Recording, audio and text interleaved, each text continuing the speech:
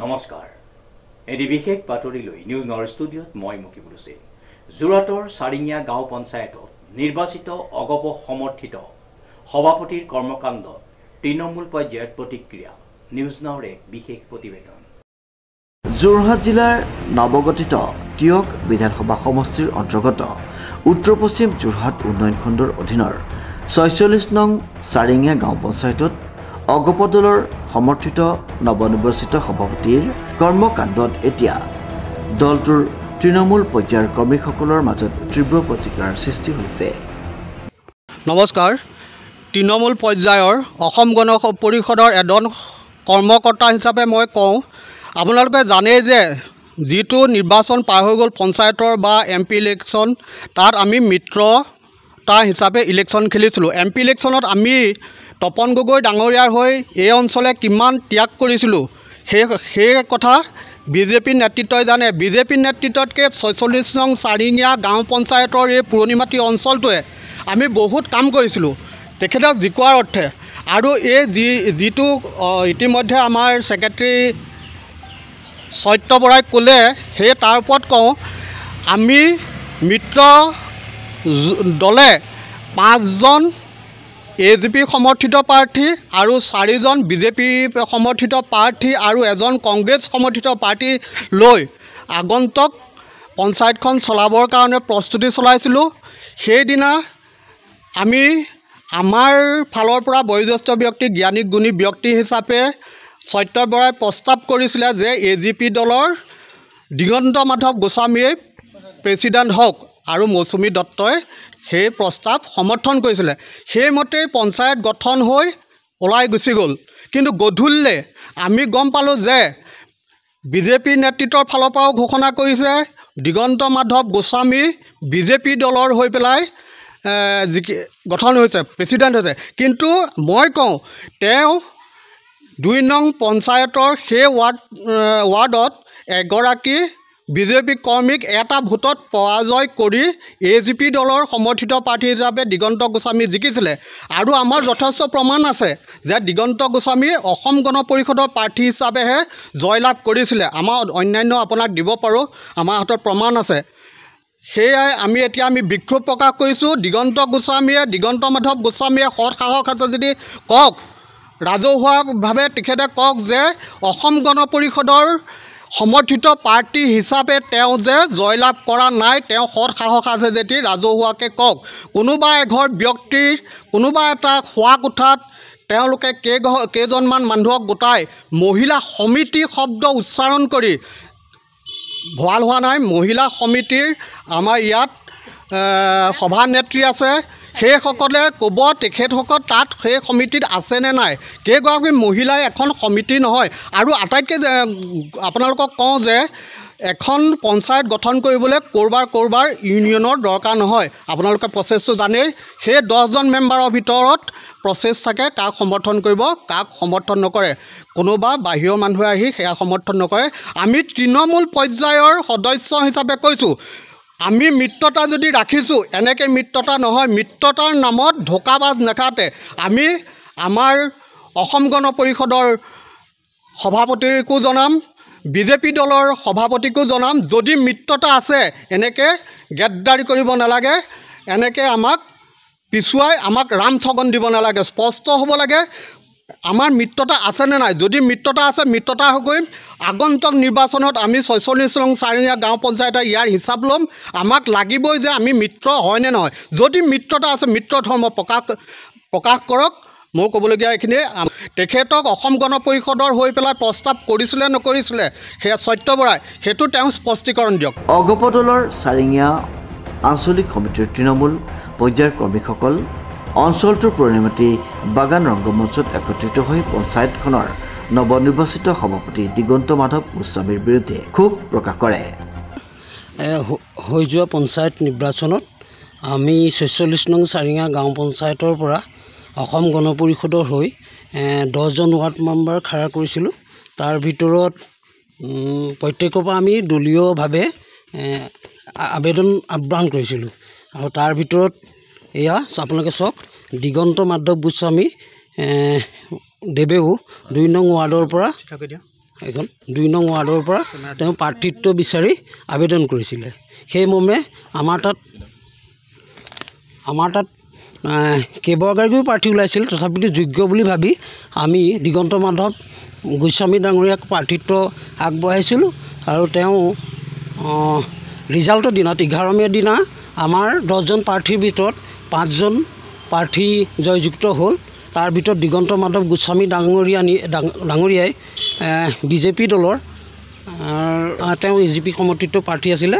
আৰু দিগন্ত মাধৱ গোস্বামী ডাঙৰীয়াই বিজেপি সমৰ্থিত প্ৰাৰ্থী নন্দিতা বেজক মাত্ৰ এটা ভোটৰ ব্যৱধানত পৰাজিত কৰি গাঁও সভালৈ নিৰ্বাচিত হৈছিলে। কিন্তু পৰৱৰ্তী পৰ্যায়ত তেওঁ আমাৰ দলত নাই বুলি আমি তেতিয়াই বিশ্বাস কৰিলোঁ, যেতিয়া 3 তাৰিখ হ'ল। 3 তাৰিখৰ দিনা তেওঁৰ লগত মই যোগাযোগ কৰিবলৈ সম্পাদক হিচাপে চেষ্টা কৰিছিলোঁ, কিন্তু তেওঁ অসম গণ পৰিষদৰ সম্পাদক আৰু মই লগতে 3 নং ৱাৰ্ডৰ এগৰাকী সদস্য বা নৱনিৰ্বাচিত সদস্য। আৰু মানে তেওঁৰ লগত মই 3 তাৰিখৰ দিনা 3 জুলাইৰ দিনা সম্পৰ্ক স্থাপন কৰিবলৈ চেষ্টা কৰিছিলোঁ, কিন্তু সেই সময়ত তেওঁ গোটেই ফোন ছুইচ অফ পালোঁ। তেওঁ ঘৰলৈও আমি কেইবাবাৰো গ'ল। 3 দিন ধৰি তেওঁ 5 তাৰিখলৈ 1 বজালৈকে তেওঁ সম্পূৰ্ণ নিজৰ ফোন ছুইচ অফ কৰিলে।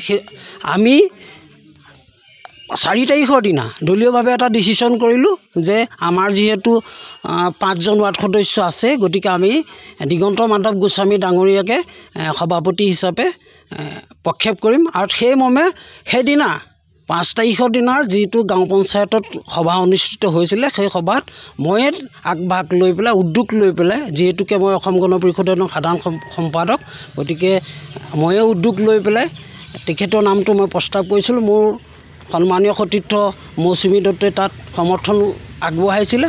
আমি ভাবিছিলোঁ কি দিগন্ত মাধৱ গোস্বামী আমাৰ প্ৰাৰ্থী, সেইটো কাৰণে আমি সৰ্বসন্মতক্ৰমে তেওঁক আগবঢ়াই দিছিলোঁ। কিন্তু পৰৱৰ্তী সময়ত পঞ্চায়তত ঠিকেই থাকিলে, পৰৱৰ্তী সময়ত দেখা গ'ল তেওঁ এটা বৃহৎ সমদল কৰি বিজেপি জিন্দাবাদ এনেকুৱা এটা ধ্বনি দি পেলাই তেওঁ আগবাঢ়ি গ'ল।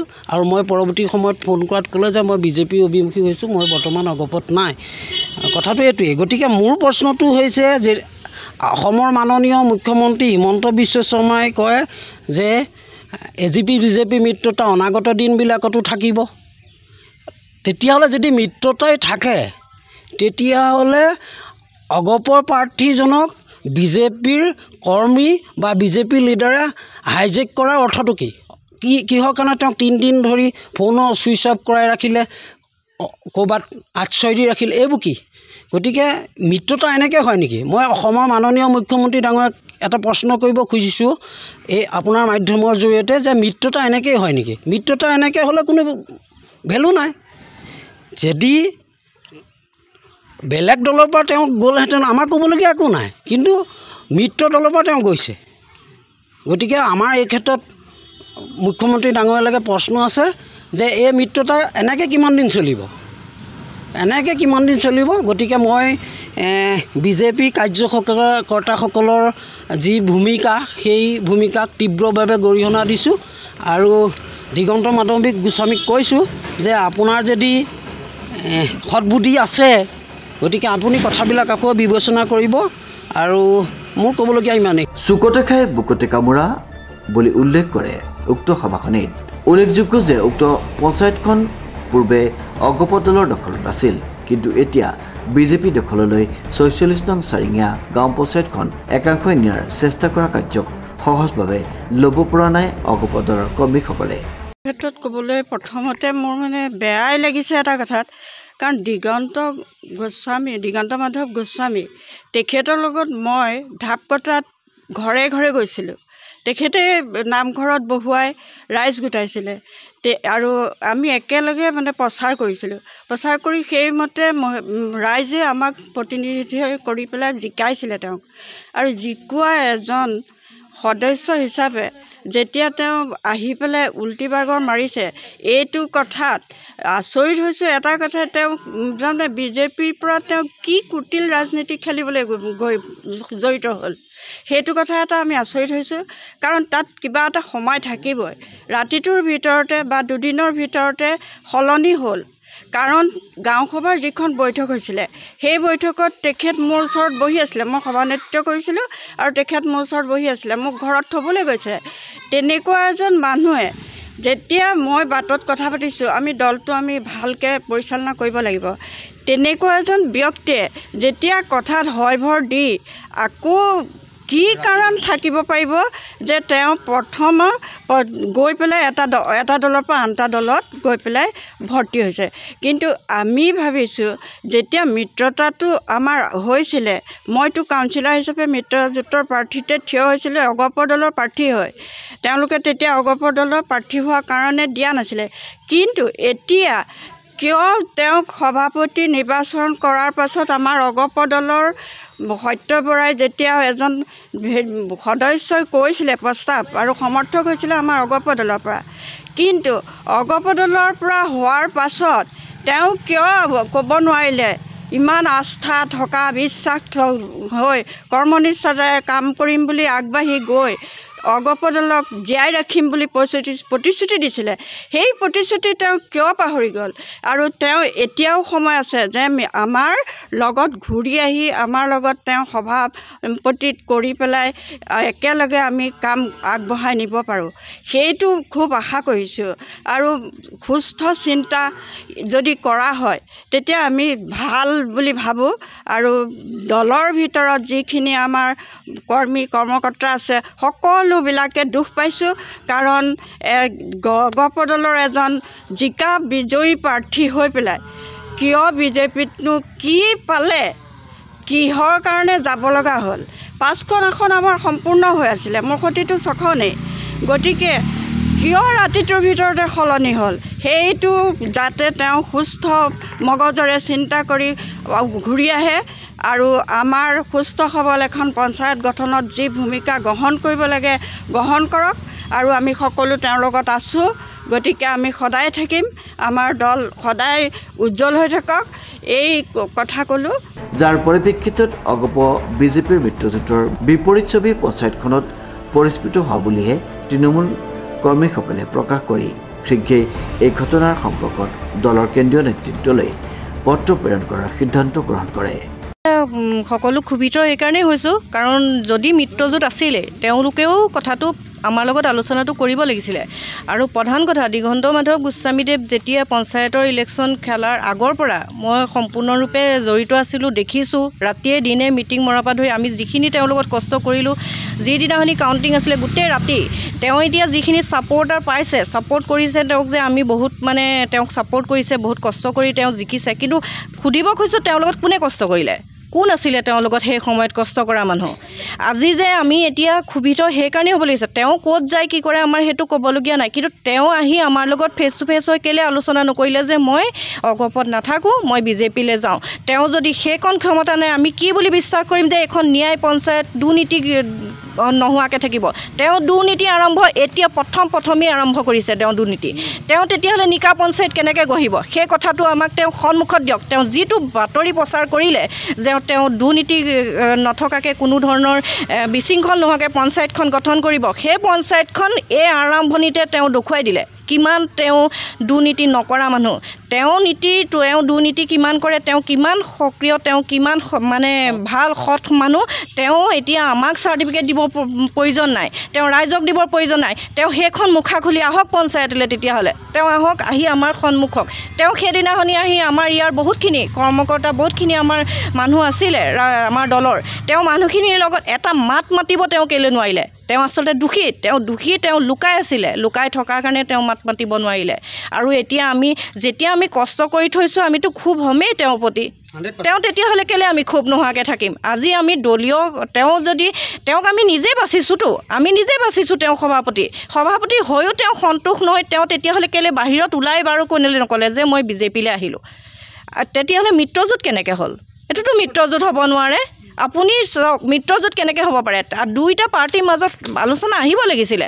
আলোচনা অহাৰ পাছত আৰু ঠিক আছে, তেওঁলোকে যদি গোটেই তেওঁলোকৰ ঠাইত তেওঁলোকৰ মানে আপোনাৰ তেওঁলোকৰ ওচৰ চুবুৰীয়াখিনিয়ে তেওঁক এতিয়া যিটো সমৰ্থন কৰিছে, তেতিয়া তেওঁৰ বিপৰীতে কেলৈ এগৰাকী প্ৰাৰ্থী উঠাব নালাগিছিলে তেওঁ বিজেপিত তেওঁ মতেতে থাকিব লাগিছিলে তেওঁকে বাচিব লাগিছিলে যে আমি মিত্ৰজোঁট হৈ তেওঁকে উঠাইছোঁ কিন্তু আমি সভাপতি এওঁকেই বিচাৰোঁ তেতিয়াতো আমি তেওঁ এটা ভোটত জিকিছে তেওঁ বহুত ভোটত নাই জিকা আমাৰ ইয়াত বহুত ভোটত জিকিছে আমাৰ চাৰিঙিয়াত বহুত ভোটত জিকিছে কিন্তু তেওঁ মুঠতে এটা ভোটত জিকিছে এটা ভোটত জিকি যে মানুহৰ স্বৰূপটো এনেকেই সলনি হৈ আমি ভবা নাছিলোঁ এতিয়া সেইকাৰণে আমি ইয়াকে কৈছোঁ ক্ষুব্ধিত আমি হ'বলগীয়া মানে তেওঁ বাধ্য কৰাইছে আমাক তেওঁ বাধ্য কৰাৰ কাৰণে আমি আজি এইখিনি ক'বলৈ বাধ্য হৈছোঁ আমি সেইটো কিখিনি কৰে আমাৰ ওপৰতো আৰু আছে জনা বুজা মানুহ সেই তেওঁলোকলৈকে আমি দিছোঁ তেওঁলোকে কিখিনি কৰে কিন্তু তেওঁ যদি এতিয়াও ভাবে যে হয় মোৰ ভুল হ'ল আমি আহোঁ মই এতিয়াও যাম তেতিয়াহ'লে আমি এতিয়াও তেওঁক আদৰি ল'ম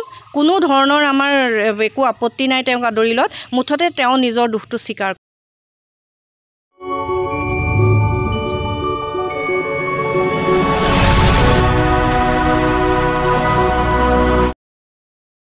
প্ৰশান্ত গায়নৰ ৰিপৰ্ট নিউজ নাও।